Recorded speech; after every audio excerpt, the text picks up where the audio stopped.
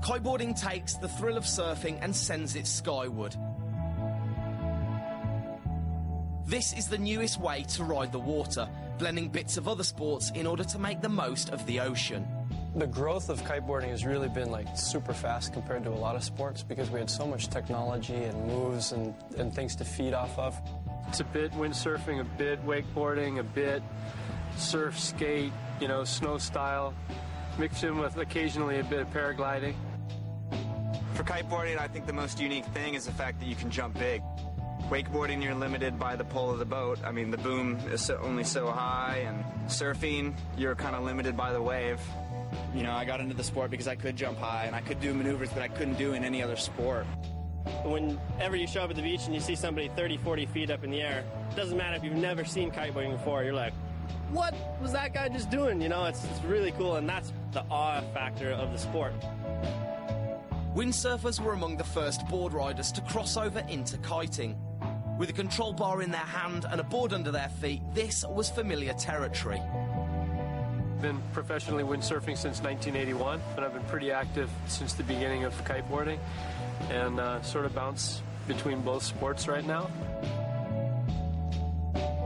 In the very beginning, we started out basically on surfboards, riding a kite with a surfboard. It really only goes in one direction. That developed into a mutant style of board, which is a semi-directional. Fins in the middle, usually fins in the nose. You can ride it both ways, but it's pretty much a board that has a nose and a tail.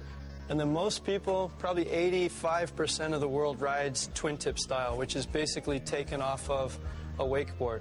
So both ends are symmetrical, there's no front, no back. You ride this way and you ride that way, not switching your feet. And with that, you can kind of just do everything.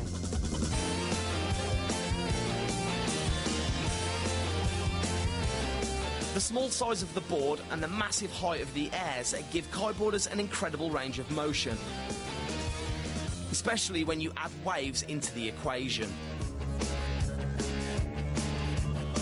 Every wave is different, and kiting, you can catch almost every wave in the set if you're fast enough and you don't crash. It's like a mobile skate park out there. I mean, you can jump off them on the way out, and you can ride them on the way in, and when there's good surf, you'll tend to find me out there all day long. I'll skip lunch, and I won't look at my watch all day. I mean, you just get lost out there.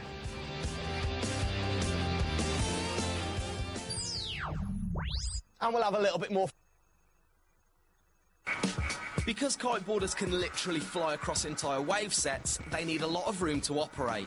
This has led to conflicts with other board sports, and at Hokipa Beach on the north shore of Maui, kiters are banned from the break, except for 3 days a year when kiteboarders from around the world gather at this legendary surf spot.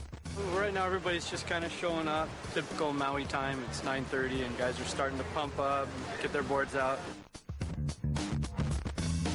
I'm really happy to be back here. It's great, it gives so many people a chance to come over and just see Hawaii. I mean, that's already an experience that a lot of us, would have never been able to enjoy.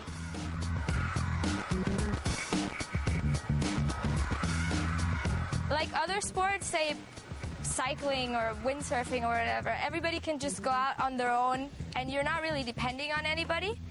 In kiteboarding, you need somebody to be there for you, to launch your kite, to catch your kite.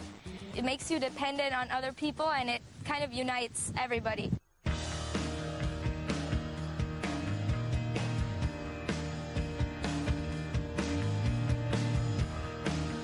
It only takes a 5-knot wind to launch a kite surfer, and on Maui's North Shore, it blows a whole lot harder than that. The windier it gets, the faster everything happens. This is like one of the most challenging places to kite in the world. Whoa!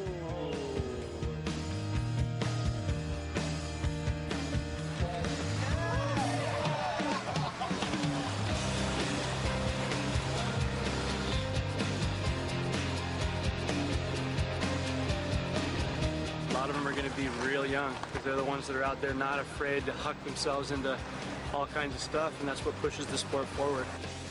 This sport's future will be charted to new levels because for the first time ever, a whole new generation is growing up kiteboarding.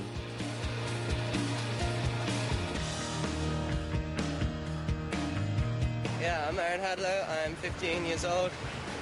I got into kite surfing about 5 years ago. I mean, it's pretty cool to be having an influence on the sport and actually making a difference.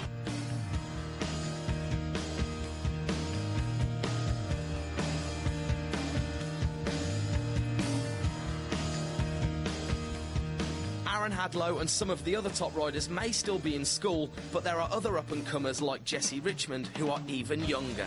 He's like 12 years old and just a little ripper, man. The guy's been focusing really hard on kiteboarding, and he's got the talent and the motivation, and he's got no fear. Kiteboarders don't just go where the wind blows them. They leverage this natural force, carving the surf and discovering the future of their sport at the crest of each new wave.